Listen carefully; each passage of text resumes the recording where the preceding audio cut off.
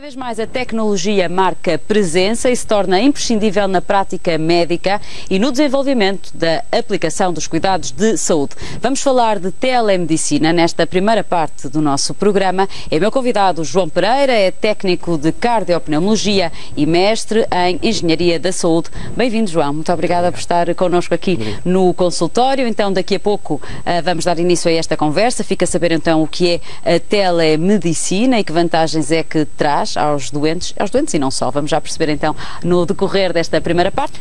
Vamos então dar início à nossa primeira parte do programa de hoje. Vamos falar de telemedicina. Já apresentei o meu convidado.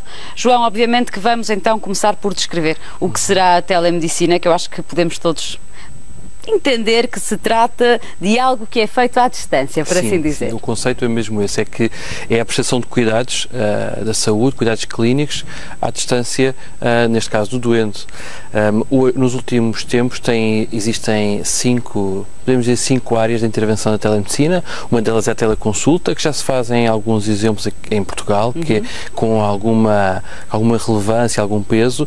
O outro é o telediagnóstico, também houve um projeto já há alguns anos na ARS do Alentejo, ou seja, por exemplo, radiografias à distância, em que os médicos no Hospital Central fazem o diagnóstico para os médicos dos cuidados primários.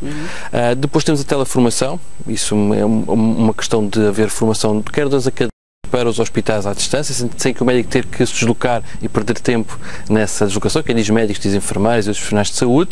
Temos também a teleassistência. Um exemplo mais recente que podemos chamar de teleassistência é o caso da linha Saúde 24, ou seja, à distância, e ela tem vindo a evoluir. Há um projeto agora também que tem a ver com o acompanhamento dos doentes mais idosos.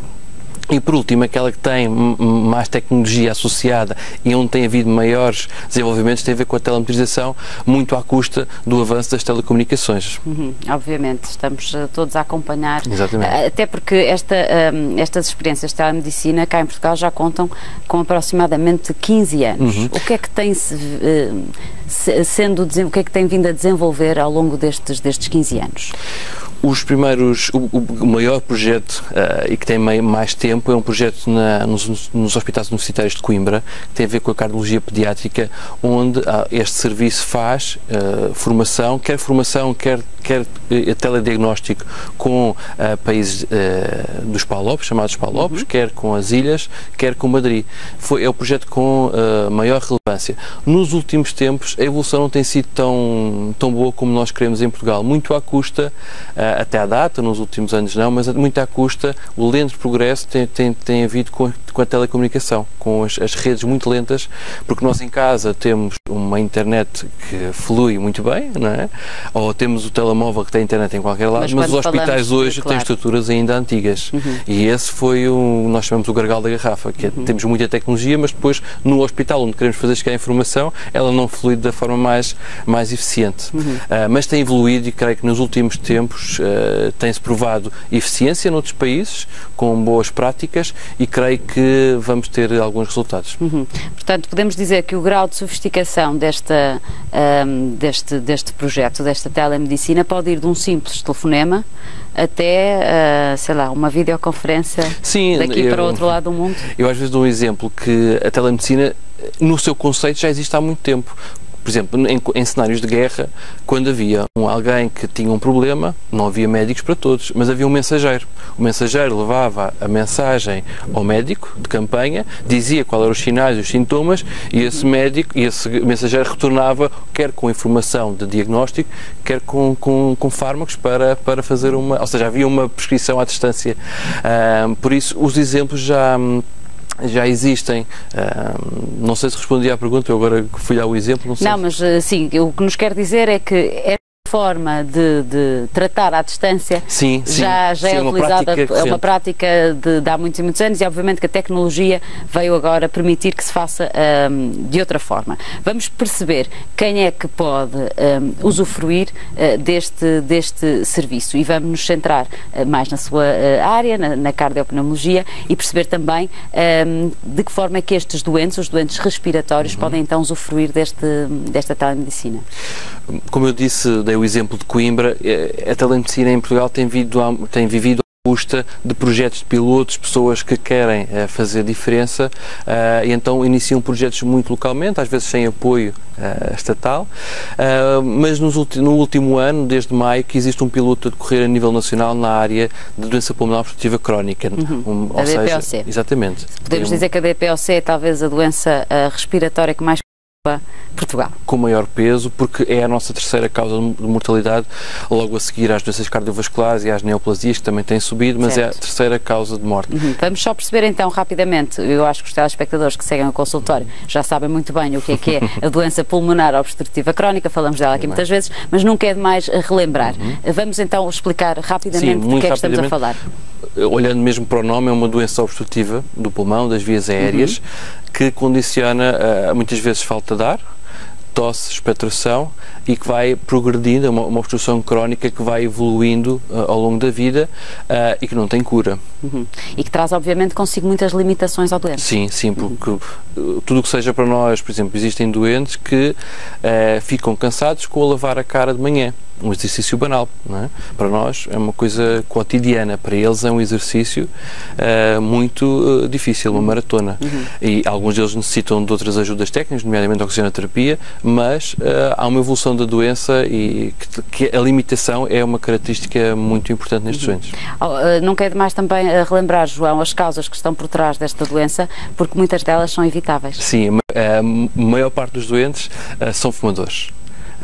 80% a 90% são fumadores. Depois há causas genéticas, há poluição ambiental, há poluição também dentro de casa, em alguns casos, com os cozinheiros, portanto tem a ver com riscos profissionais, mas a maior parte sim são os fumadores. Muito bem. Para relembrar então os telespectadores fumadores que de facto o tabaco está na base da maior parte das doenças hoje em dia. Vamos então perceber, e sendo a DPOC um grave problema em Portugal, de que forma é que estes doentes vão ter benefícios com esta prática da telemedicina? Muito bem, a telemedicina, sob a forma de telemetrização, como eu disse que era um dos outros exemplos, o que é que permite a estes doentes? Neste caso, que agora está a decorrer desde maio, de um piloto, nós temos os doentes em casa com um smartphone. No nosso caso nem é um smartphone, é um tablet, portanto, porque estes doentes muitas vezes têm dificuldade de visão e o ecrã maior permite ver melhor as coisas. Portanto, eles têm que ter um tablet em casa? Não, este projeto financiado pelo Ministério da Saúde financia qualquer tecnologia, dentro dos limites que foram pré-definidos, para que os doentes possam enviar os seus dados telemetrizados. Que dados são esses? São os sinais vitais, temos chamados de sinais vitais, a temperatura, a pressão arterial, de oxigênio, que dá-nos também a frequência cardíaca, e um pedómetro, que permite ver quantos passos que o doente dá por dia. Porque, em alguns casos, se conseguimos de alguma forma à distância perceber se o doente está a fazer mais repouso e está mais cansado e está a piorar, e permite-se atuar também, é um sinal muito importante, a atividade diária. Isto não implica alguma responsabilidade por parte do doente? Responsabilidade e treino, exatamente. Ou seja, nós pedimos que sejam muito fixos com os horários, que façam as medições todos ao mesmo dia, todo dia, diariamente, à mesma hora, porque, como sabe, por exemplo, a temperatura é mais alta ao fim do dia, portanto não é comparável diariamente, portanto os doentes sabem que têm que medir. Inicialmente há algumas dificuldades, mas depois há doentes mais complexos, outros menos complexos, mas a maior parte até entende a execução destas medições. João, com uma população cada vez mais envelhecida, como é a nossa, esta prática pode adaptar-se a qualquer doente. Os doentes mais idosos, chamamos-lhe assim, podem usufruir da telemedicina ou não? Podem. Eu vou-lhe dar um exemplo que nós estamos a trabalhar com doentes. O nosso piloto é em Elvas e Porto Alegre, portanto é uma população bastante envelhecida, e foi um desafio inicialmente. Mas, surpreendentemente, os 15 doentes que nós temos estão a fazer diariamente as suas medições. Quando não fazem é porque têm algum problema. Claro que tem um fator muito importante. A maior parte deles tem um cuidador. Uma esposa, um companheiro. Que é importante. Sim. Portanto, na ajuda de todo este processo. Em alguns casos são elas a responsável por fazer essa medição e são elas que até dizem ao doente para fazer todos os dias e são elas que fazem as medições. E as mulheres são certinhas nestas coisas, é verdade. São um forte aliado. Eu acho que sim, vamos então perceber de que forma é que isto traz vantagens. Muito bem, as vantagens, nós ter os dados, recolher estes dados diariamente e enviar para o médico vai criar mais trabalho ao médico e ele não vai ter tempo para ver esses dados. Então, a solução que nós arranjamos foi arranjar um call center clínico, que aí sim tem colegas meus, técnicos de cardiopneumologia, mas também farmacêuticos, porque é muito importante a questão medicamentosa nestes doentes. E o que é que fazemos? Todos os dias vemos estes dados e se algum sai fora do normal, porque nós sabemos o que é normal e o que é que não é, certo, só aí é que comunicamos ao médico. Antes disso, temos de confirmar. Se tudo estiver dentro dos parâmetros normais... Não dizemos nada. Não dizemos nada. O que acontece é que mesmo que venha fora do normal, nós contactamos sempre o doente ou o cuidador a confirmar. Perguntamos se tem mais tosse, se a expectoração mudou de cor, porque são dados importantes. E esses benefícios, só assim é que se consegue ter benefícios, pelo menos para o médico. Não, se nós formos arranjar mais trabalho para o médico, não vamos conseguir que ele entre connosco num novo projeto ou numa nova área. Para o doente, que vantagens é que traz? À partida, porque conseguimos perceber que ele está no conforto de sua casa. Sim, isso é qualidade de vida. A outra é que estes programas têm o maior potencial é evitar as agudizações. O que é uma agudização? Pode-se unir em 3 níveis, mas eu vou focar os mais importantes. Sim. Um, a mais grave, é o internamento. A outra é ter que recorrer a mais medicação ou a outros medicamentos. Ou seja, ele sente-se pior e tem que fazer outra medicação. E este é o maior benefício, neste momento, é que o doente não agudize, tenha que ir para o hospital. E sabemos que os internamentos por doença respiratória são... Sim, a DPLC tem um peso de quase 13%. E então, nós ao evitarmos o doente a ir para o internamento, damos de alguma forma a melhor qualidade de vida. Se não estamos no hospital, estamos em casa e é a melhor qualidade de vida.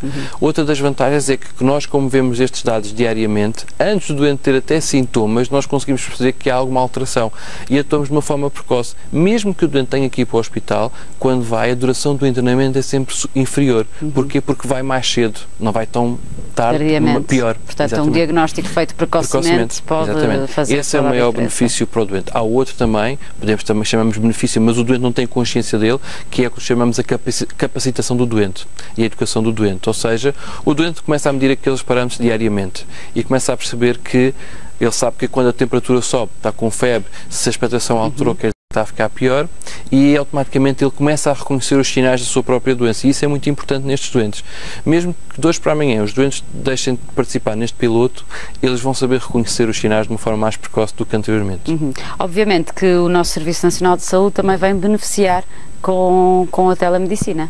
Sim, um deles é menos internamentos, menos custos. Um custo anda à volta dos 1.600 euros, custo de internamento para a DPOC. Portanto, é uma poupança se o doente não chegar a ir ao hospital. Claro que o doente pode mais consultas, mas isso tem um custo muito inferior quando comparado com o internamento. Pode até ter que recorrer à urgência para fazer uma alteração de medicação, mas não tem o mesmo custo que o internamento. E este é o maior ganho, é a poupança ao nível do internamento. Para o doente também, mas para o sistema de saúde é esse. Da parte dos médicos já percebemos algumas das vantagens. Se a arquitetura do projeto for bem pensada, ou seja, se for para facilitar o trabalho do médico, sim, ele vai gostar e vai querer utilizar e vai ver ganhos. Se for uma coisa só para lhe encher de dados e de informação sem qualquer filtro, a maior parte dos casos não corre bem. Como é que se prevê o futuro da telemedicina? O futuro, eu creio que, como sabe, por exemplo, estes doentes de DPOCs, um doente de DPOC nunca tem uma doença crónica. Tem também diabetes ou é hipertenso e também são doenças crónicas. Eu creio que o futuro irá passar por uma telemetrização da doença crónica.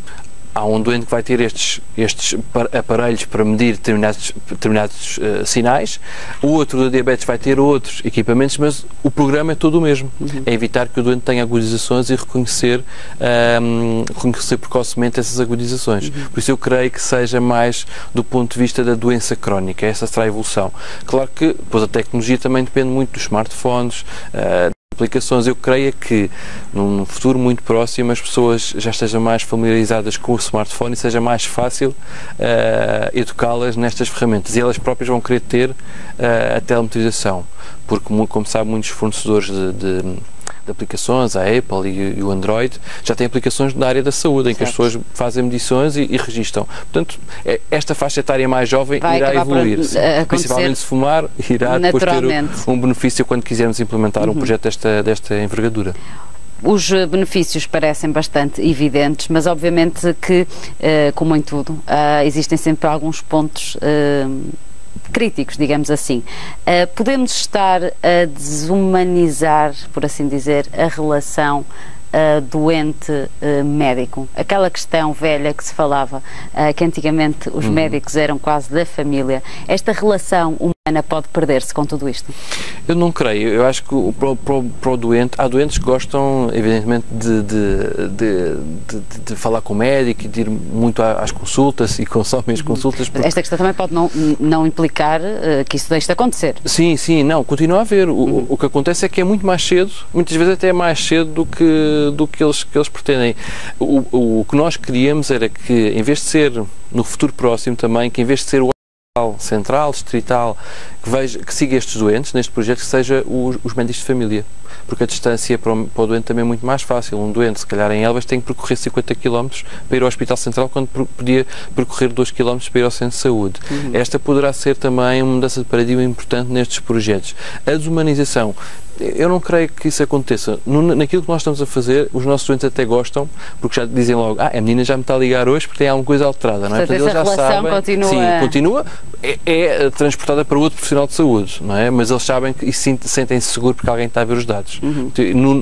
Em alguns projetos, sim, continua a haver uma humanização dos cuidados de saúde. João, para mais informações, existe algum local, algum site, alguma linha onde as pessoas possam tirar mais dúvidas? Neste momento, como projeto dos Serviços Partilhados do Ministério da Saúde, o site dos Serviços Partilhados do Ministério da Saúde tem informação sobre o projeto e o que é que se está a desenvolver e quais são os próximos passos. Portanto, qualquer informação, acho que nesta fase é suficiente, porque ainda não há resultados, portanto, para se informar, os doentes podem e os ouvintes podem de alguma forma consultar. Muito bem, João Pereira, muito obrigada por ter estado connosco aqui no consultório. Falamos então de telemedicina e daqui a pouco vamos para a medicina desportiva. Mas já sabe que nessa altura eu vou ficar calada apenas a receber os seus telefonemas, porque quem coloca as questões são mesmo os meus queridos telespectadores e por isso conto com a participação de todos. Vamos para um curto intervalo, não deixe de participar na segunda parte com o Dr. Domingos Gomes. Até já!